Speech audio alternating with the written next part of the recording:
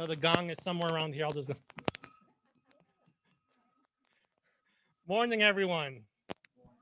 Happy Rotary Thursday. It's nice to see y'all here this morning. Nice to see y'all on the Zoom side. Good morning. Yeah, there's plenty of people on the Zoom side as well. I hope Dan is on there. We're going to go ahead and start with the invocation.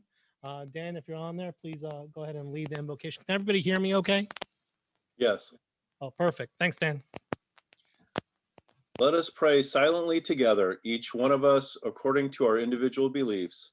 Let us offer thanks for our food, blessings for one another. Let us be a source of hope for those in need and contentment for those who are lonely.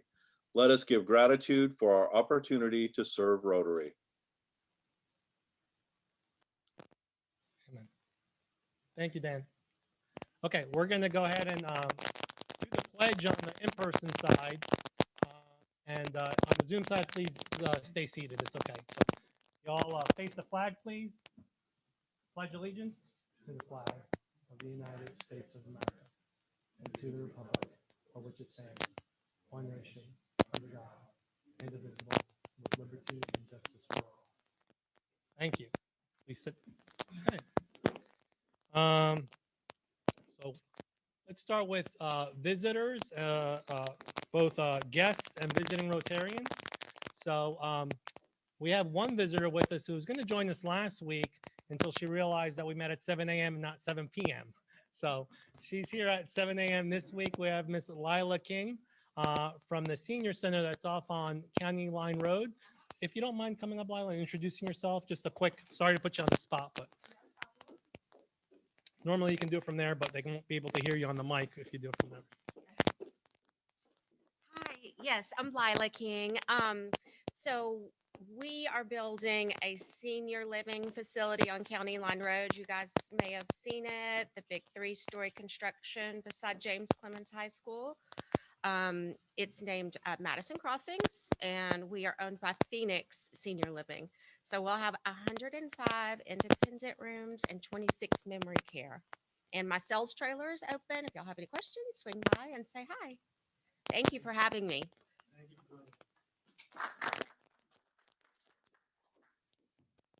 Okay, let's see. We have, of course, our guest speaker, Jason, who we'll hear from in just a few minutes. Do you have any other visitors or visiting Rotarians that maybe I'm not seeing?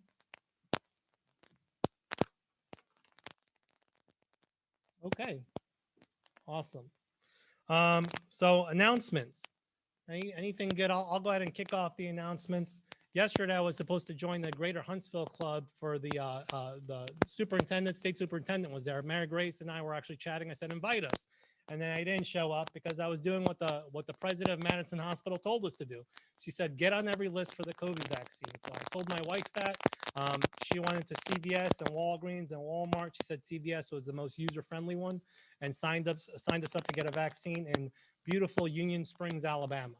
So if you don't know where Union Springs is, it's right to the left there of Montgomery. It was a nice little 3-hour drive, but it was work of a moment. And I got my vaccine, my first vaccine through Pfizer yesterday, and she got hers on Monday. And we'll get a chance to take another trip to Union Springs in a couple of months. But if you're interested in the vaccine, I think Moulton is also open on CVS. If you can get into Moulton, it's a little bit closer. We just couldn't get in there, but I think it changes daily based on what they have and what's available. And I'll share a slide that Dennis shared with us from the Greater Huntsville Club that shows how to get on the roster for Huntsville Hospital and things like that. So I'll share that in just a couple of minutes, and you can maybe take a picture of it so you can have that contact info. But if you're interested, go to Walgreens, CVS, and Walmart, and maybe you can get in on it that way. Okay. But thank you to Mark, Chris, Heather, George, Margie, and Dennis for joining that Greater Huntsville Club as well. I asked Mark how it went. It was the state superintendent spoke, or I asked Dennis how it went. The state superintendent spoke. So thank you for joining that meeting yesterday. Those are all the announcements I have. Does anybody have any other announcements, brag, something they want to share with the club? We have a mic right there, Mark, unless you want to get on the camera. Yeah. Okay. So Maybe. two things, and y'all heard me say this, but the Farmers to Families program is going on through March every Monday at 9:30. You can kind of participate 3 ways. Tell people about it who have the need. Come volunteer. Ron and I and Tom Lemieux were there this week. And third, if you want to come pick up a number of boxes to distribute to people who need them, then come do that. The other thing, for Christmas, we got a notification from my son and his daughter-in-law. And a few weeks ago, we saw the picture. And so we can now announce officially, since it's been long enough, that we're having grandkids, twins. Wow. So add to the one they already have. So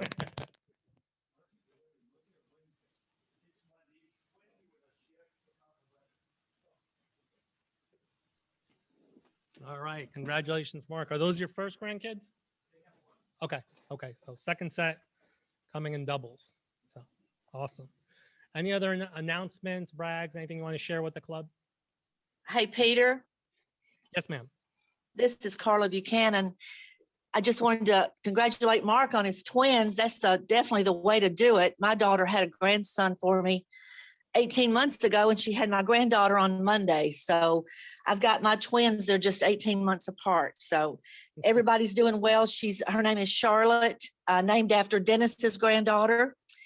And just wanted to let everybody know that. That's it. Congratulations, Carla. Great news.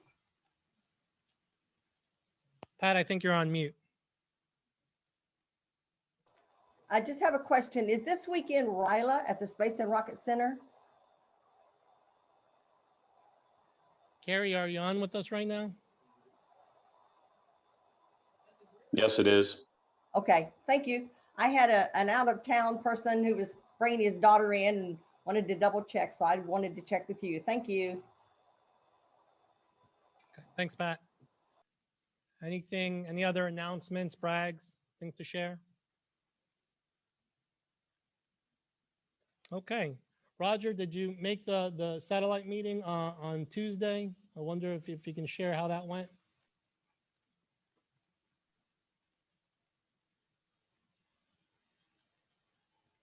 You're not on mute, Roger, but we can't quite hear you on this side. Okay, Roger.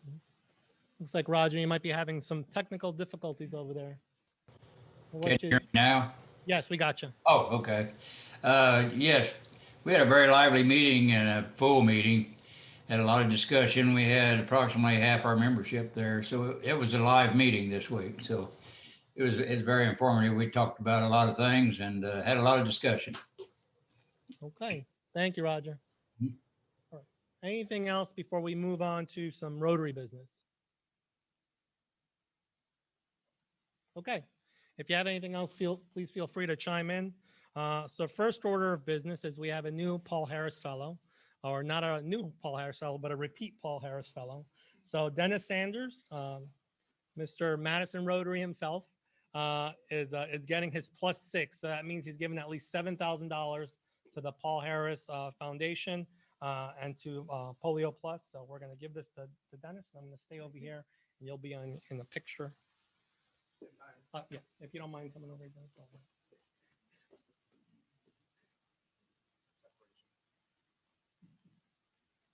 All right, thank you, Mark. All right. I have some reserve pins. I think I have 8 reserve pins for whenever those folks make it into the in-person meeting. So I just have a few things of club business, and then I'll turn it over to the club to see if you have anything else. Next Tuesday will be our board of directors meetings, and a couple of things that we'll be talking about are we're going to try to adopt a strategic plan. So Chris and the team did a great job on that strategic plan. We were going to do it over email, but I think there's some worthy discussion that we might want to have when we're trying to approve that. So we're going to look at possibly approving the strategic plan that the entire club kind of had a hand in putting together. We're going to talk about fundraising and parrots. So we're still talking about parrots and what that looks like, and then possibly a separate fundraiser or maybe even a mix with parrots. So there'll be some discussion on that. Q3 dues. So we've been at the $50 level for a couple of quarters now because we haven't been meeting for breakfast continually, but now we're getting back into the rhythm of of at least having a group here for breakfast. So there might be an increase on dues to possibly $100 for the entire quarter. Normally it's 150 when we have the full blown out buffet. And the other piece we'll be talking about, which I'm excited about, is Home Place Park. So Rotary may have a hand in naming rights for the amphitheater at that park. We were interested years ago when they first pitched it to us, and we're still following down that road. So that amphitheater at Home Place Park is possibly going to be called the Rotary Amphitheater. So there'll be some more discussion on that and what that financial support looks like. So those are a couple of points that we'll be talking about. If you have anything you want to know about that or chime in on that, please let me know before the board meeting on Tuesday. Any other club business before we move on to our slides and then on to Jason? Okay, Dennis, if you don't mind pulling up the slides.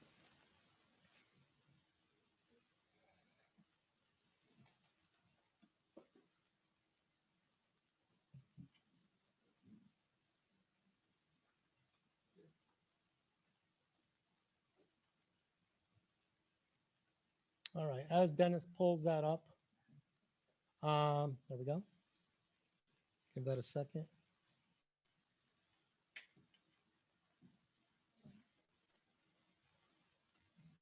See if my little clicker works here.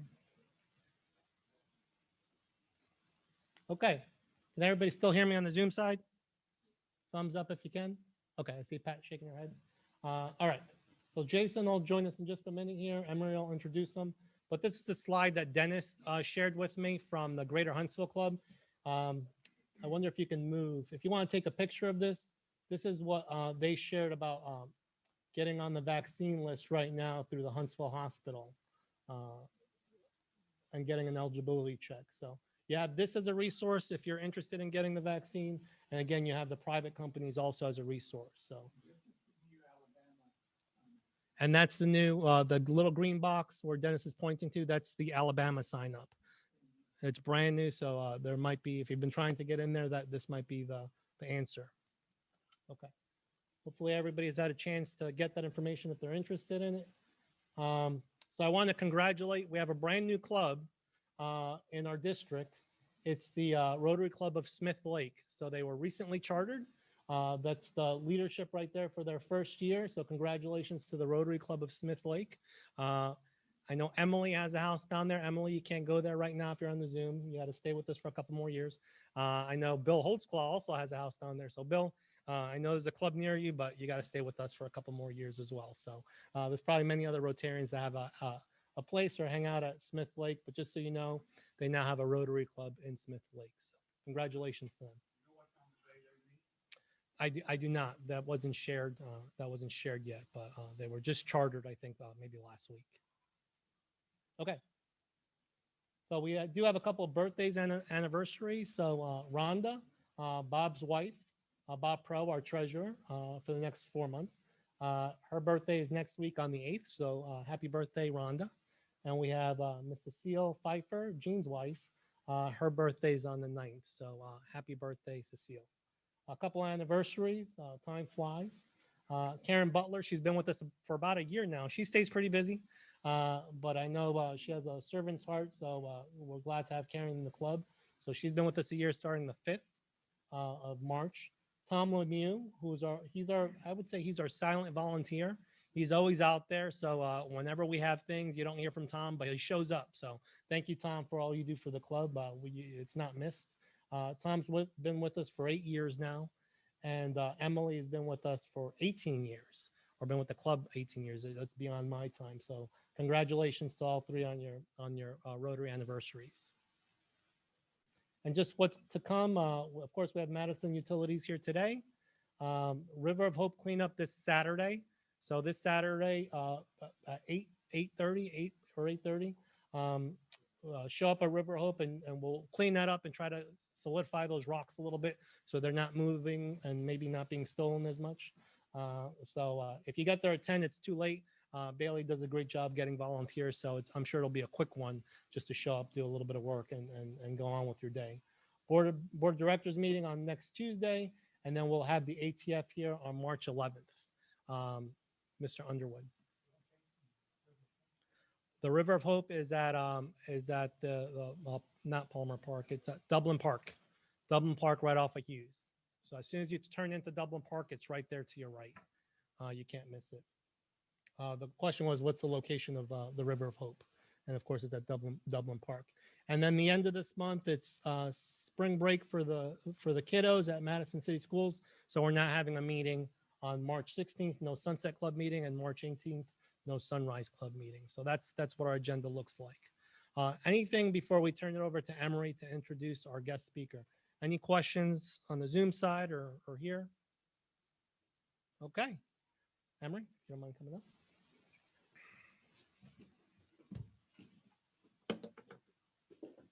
You probably don't need that. Oh, I don't need to step. Thank you. Thank you, Peter. Good to see all of y'all. It's been a while. We've been hunkered down in the MU bunker with the COVID thing, trying to keep our employees safe. But this is Jason's second time for being our speaker. Last time it was maybe 2 or 3 years ago now that he spoke when we went on the river intake. So some of y'all may remember him from then, but he's one of our rising stars for sure at MU, and keeping all of our water in the pipes and safe and delivering it to your house, and everybody taking it for granted. But no, he's the one that controls all the behind the scenes stuff. So with no further ado, MU's water czar, Jason Leggett.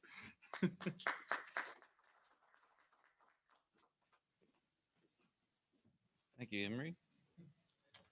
And good morning, Rotary. Morning. Appreciate you all inviting me to come speak. It's always a pleasure to come and share the magic behind the curtain. What we're doing to make things happen, to make water flow into your faucets and showers and tubs.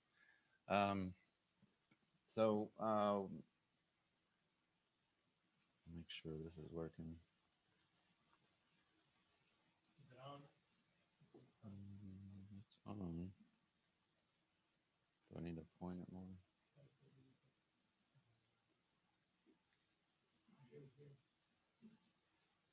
Oh, maybe I'm working now. There we go. Okay. Technical difficulties, and we made it through. So I don't know if you've noticed, but Madison is growing. And so that has presented probably one of the best problems we could have as a city, obviously, but as a water utility, we do have to make some changes to make sure that our infrastructure is matching the demand that now comes with more rooftops, more businesses, etc. So that's what I've titled the presentation for today is how we're meeting the growth in Madison. I'd like to start with an overview of our system currently, just kind of the major assets that are in play and how the system operates. And then we'll talk about some recent capital improvements, the river intake, and a smaller primary treatment plant expansion. And then we'll go into some projects that are upcoming that we will see in the next year or two that are going to continue to help us meet the demand in Madison. So for the system overview, we'll start from the source of water, go through treatment, and then into storage, into the distribution system. So we start with our raw water sources, which are numerous. At the moment, we have 5 wells in the north end of town. And by the way, there are going to be several abbreviations and acronyms. 2 that you'll want to understand are gallons per minute. I'm just going to say GPM. That's a little shorter. And million gallons per day. When we're talking larger quantities of flow, we use a larger unit, and I'll just say MGD. For your information, there's typically 700 gallons per minute in a million gallon per day. You may want to hold on to that and have fun with it later. So on the north end of town, we have 4 wells, which vary in the amount of water that they can produce. And then on the south end of town, we have one very large well, the Drake well, which can produce 5 MGD. And then recently, in just the past 3 years or so, we had a river intake installed, which can currently produce 12 MGD. So this is just to give you an idea of what a typical well would look like. This is the row well, which is currently actually not in operation anymore, but you've got kind of a brick or block building on the outside. Inside, there's a pump and a motor, some piping, and some instrumentation to measure things like turbidity, which is cloudiness or dirtiness of the water, and flow. And then you've got a little profile there showing you the casing that goes down into the ground. There's a shaft from the pump, which rotates impellers in pump bowls in the bottom there. And you can have different pump bowls or number of stages depending on how much, depending on dynamic conditions, how much head we're having to pump against and how much flow we need. So from our water sources, we pump into treatment plants. There are currently 2 treatment facilities, one on the south end of town we call the Quarry Water Treatment Plant, which has a current capacity of 12 MGD, and the Keene Water Treatment Plant on the north end of town, which has a current capacity of filtering capacity of 4 MGD. It's really got 3 MGD or so of raw water that can come to it. And then I've color coded these sources to match the treatment plant so you can see how that works. The river intake and Drake well can both pump into the Quarry treatment plant. North wells all pump throughout the system to get to the King plant. So then we treat the water. How does that work? There's several stages to it. First, the water goes into a raw water tank where it's blended. Then it goes into a sedimentation basin at the Quarry treatment plant where we add a coagulant, which is a chemical that helps the very fine particles in the water want to attract to each other to form what we call flocks in a process called flocculation. Those little flocks then are heavy enough to settle out. And that happens in the sedimentation basin, which we'll talk about a little bit more in a minute. Then the water goes into our filtration, which is a 2-step process. There's an upflow clarifier and then a filter with mixed media. Finally, after the water has been purified, we put disinfectant in our case, sodium hypochlorite, or just chlorine for short. And then the water is dumped into a clear well, or just an underground storage tank, out of which it is pumped to the system with high service pumps. This is a diagram, really more of a 3D model of one of our filters. It's what some people would call a package plant. So on the upstream end, you have water coming in the bottom. It flows up through water adsorption beads. And then the smaller particles that did make it through the sedimentation basin process and over the weir would attract to those beads and stick to them. So even cleaner water comes up and over into the trough, back out into the filter, and then through the filter media, which consists of anthracite, sand, and garnet. Then the water goes out and into the clear well from that point. After the water has been treated, filtered, disinfected, it goes into storage tanks in the system, of which we have 4. There is the Quinn tank, which is 5 million gallons of storage, and the Cedar Acres tank for 2 million gallons of storage. The Cedar Acres tank is the elevated storage tank you can see off of County Line Road on the west side of town. If you haven't noticed that, look to the west when you leave the meeting. If you're in that area, and you probably notice it. Those 2 serve what we call the lower pressure zone, which is basically the south half of Madison. Then on the north end of town, we have 2 tanks on Rainbow Mountain. Stoneway tank, which is 5 million gallons of storage, and Rainbow, which has 2 million gallons. And those work together to provide storage for the north end of town, or the higher pressure zone. So how do we get water from the lower pressure zone into the higher pressure zone? We need booster stations. The largest one is the McAdoo Booster Station, which is named after the road it is near and is also fun to say. It can pump about a total of 4,000 GPM into the Stoneway tank from the Quinn tank. And then you have a station on Slaughter Road called the Slaughter Road Booster Station, which pumps from the lower pressure zone into Rainbow. Pump House Road, you could probably guess where that one is near the Keene plant. And that one pumps into Rainbow as well, more seasonally when needed. And then we have the Stone Ridge Booster Station, which just helps provide a little bit of elevated pressure at the top of Stoneway Mountain, Rainbow Mountain. So recent capital projects. As we've talked, we're growing. One of the problems that we've had with previous water sources is, let me back up. Since our incorporation, Madison has been 100% groundwater system.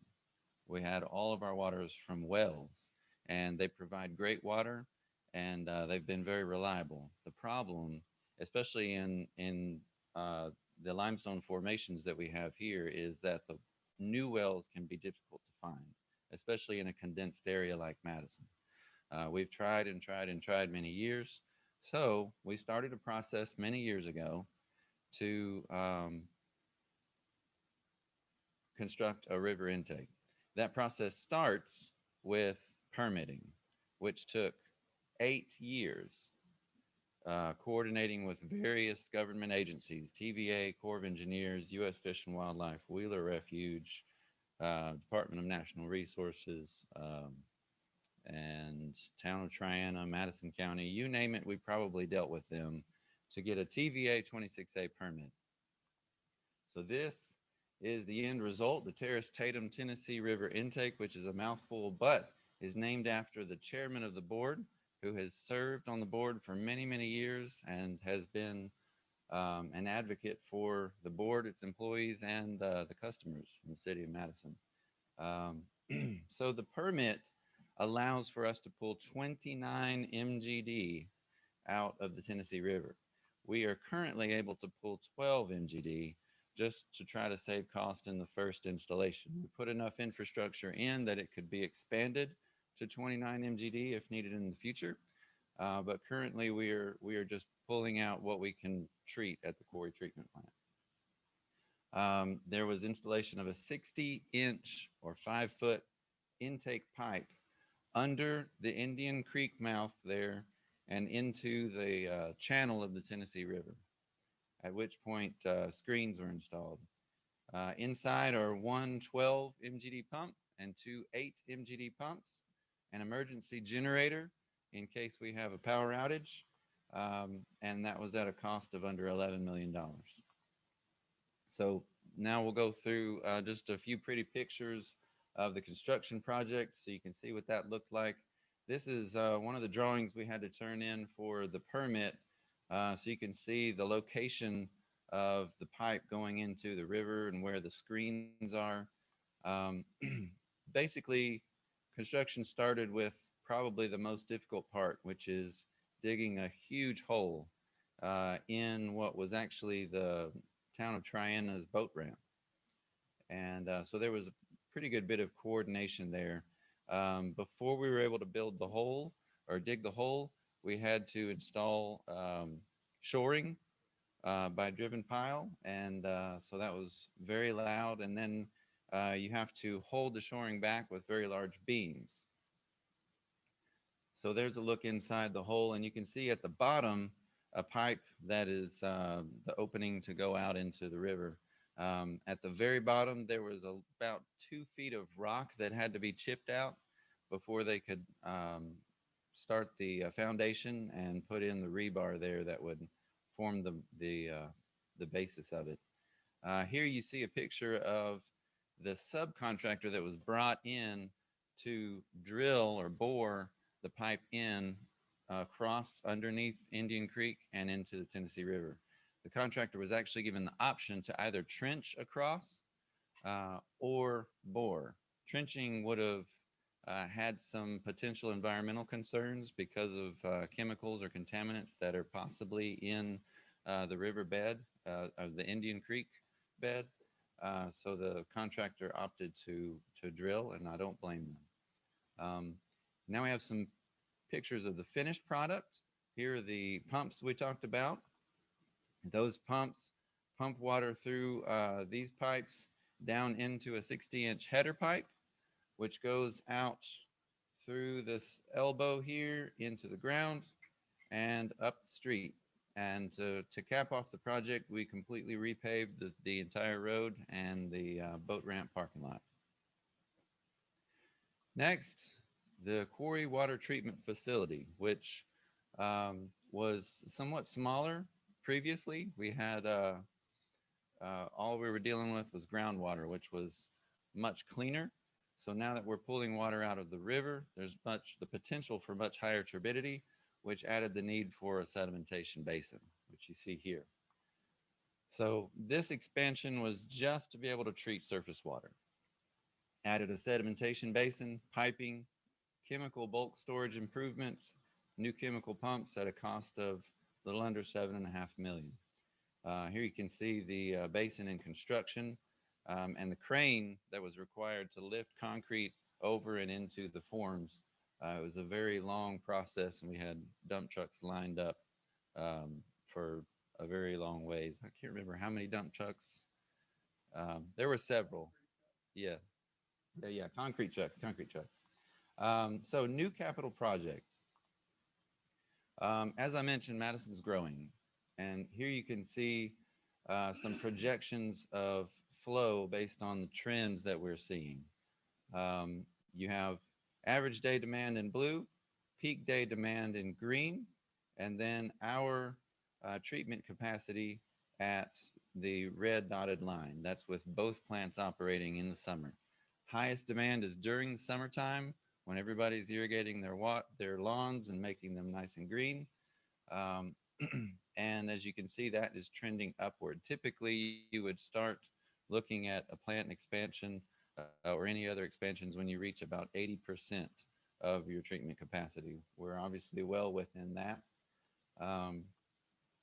So 3 main projects that we're currently looking at and are either in design or construction currently. First is a western transmission main. We have noticed that there are capacity issues on the west side of town. So we're installing about 5 miles of pipe, 36 and 24 inch from Wall Triana south of 565 all the way up to Gillespie Road where the Keene treatment plant is. It's going to be done in 3 phases. You can see phase 1 there in orange, which goes from 565 up to Palmer Road. Phase 2A is from Wall Triana up to that connection at 565. 2B is from Palmer to Mill. And then finally phase 3, which is currently in preliminary design from Mill Road to the Keene plant. Next, we have a quarry treatment plant expansion. This time we're actually expanding for more capacity, more flow coming out of the plant. We currently have a clear well here east of the filtration building. I apologize for the people online. You can't see my laser, we have a high service pump over here where the new filter building is. And there's really nothing where the planned clear well is. So this is going to have to be done in 2 phases. First, we're going to install the new larger clear well, which is needed for you to have the appropriate contact time for the new amount of flow we'll have to get out of the plant. And then a new larger finished water pump station to put more flow into pipes. Once that is complete, we can then demolish the old clear well and high service building. And we're going to install a new filter building and relocate 2 of the filters or the only 2 filters at the Keene plant to this filter building at the quarry plant. That will consolidate our treatment capacity in one location so that we can then depend on the river water, which is much more sustainable.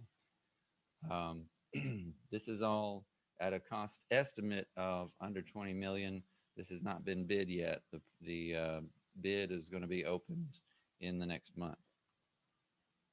Finally, we have a new booster pump station. The McAdoo booster station that I mentioned earlier is nearing capacity. In the summer, it can run for many days straight, both pumps constantly running, which is a good indicator. We're going to need some help for it very soon. So this is the Keene plant, so just kind of an aerial view. We're going to install a new pump station, which is currently in preliminary design. Initial flow estimated at 4,500 gallons a minute. Future flow, it could be expanded to 8,000 at a cost estimate of about $2.5 million. This is in obviously preliminary design, so we're not even near budget or bid just yet. Those numbers could change. This is a very preliminary site plan I was given.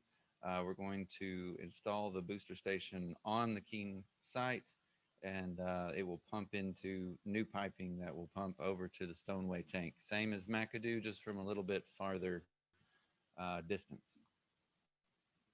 And that is all I have for you today. Do we have any questions? Yes, sir. Most of your construction done by contractors, or is most of your construction done by contractors, or is it in-house? So for large capital projects, we do bid that work out.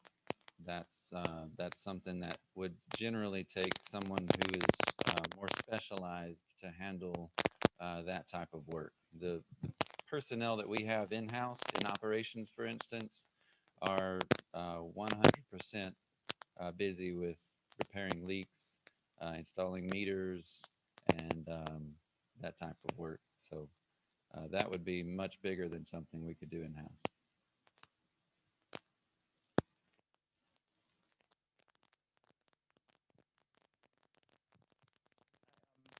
At one point, I served on your board.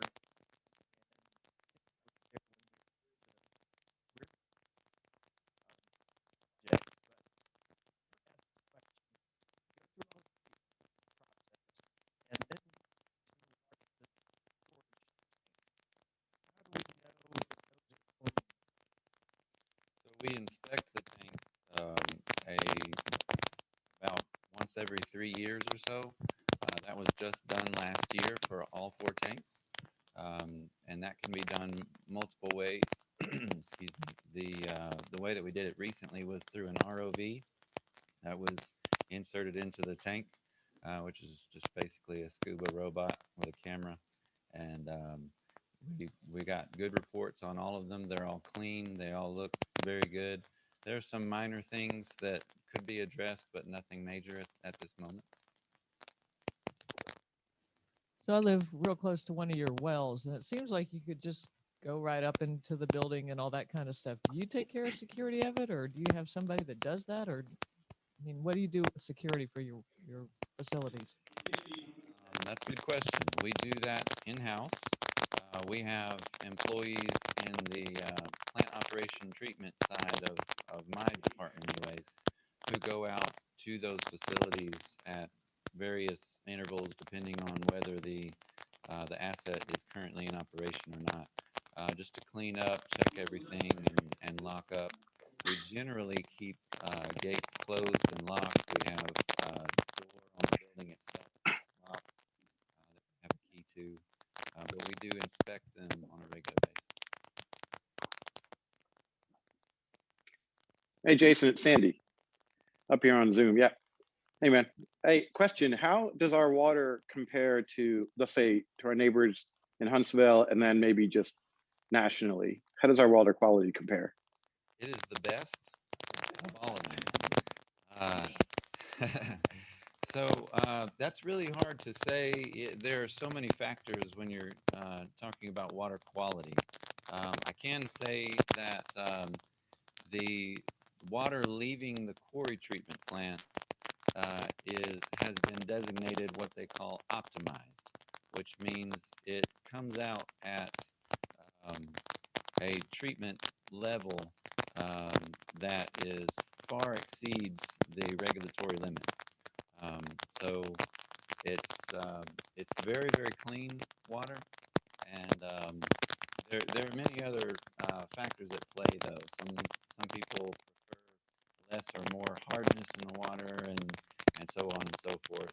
They do taste tests at various conferences, and obviously all of that is subjective. But we do have very, very clean water.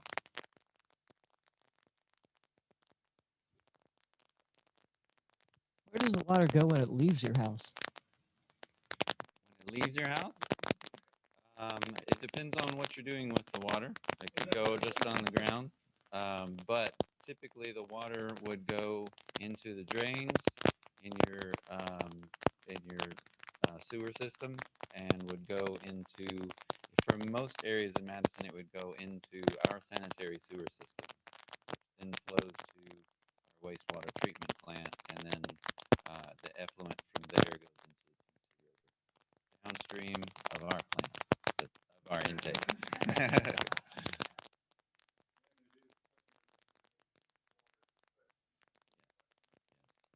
So that would be a wastewater discussion, and that's a whole other department within Madison Utilities. We're a water wastewater utility, and there's a whole other department similar to mine who handles the collection of all of those wastes, and then treatment of that, and then deposit And where does the funding come from? Is it just the bills we pay, or is there some state or federal funding in there? Typically, yes, it's funded from the ratepayers, and we're very aware of that. Try to be conscious of the way that we're using the ratepayers' money. We bid these large projects out, and as long as contractors qualify and seem competent, then we go with the lowest bid possible. We have to borrow money. Obviously, we don't have that sitting around, but then we pay it back with ratepayers. Any other questions? Oh, we got one.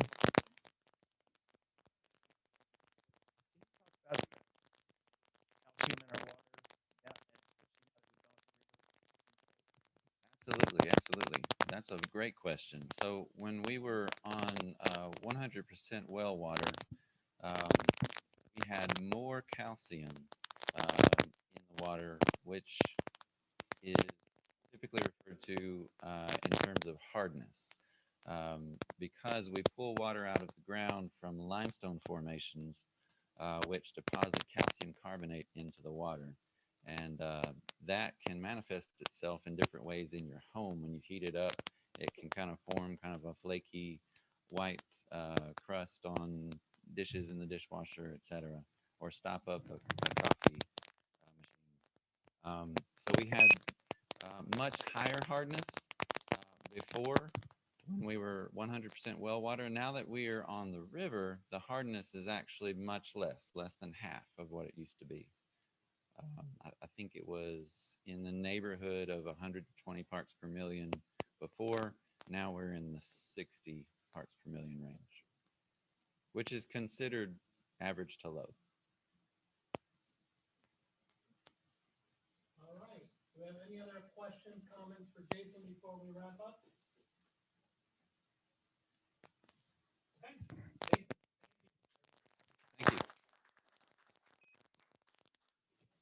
I don't think I've ever heard Jason speak here, and I certainly learned a lot. So it seems overwhelming. So I was going to ask you what keeps you up at night, but I'm not even going to ask that question.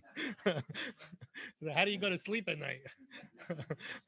So, okay. Do we have anything else to share before we wrap up for the day? Anything on the Zoom side?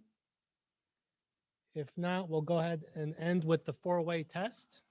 Please stand. Okay. Of the things we think, say, or do, first. Is it the truth? Second. Third, all concerned. Third. Look goodwill in our friendships. And fourth would be beneficial. Beneficial to all concerned. Okay. Thank you all. Have a great Thursday. Lila, I hope we see you next Thursday. So you have an open invitation.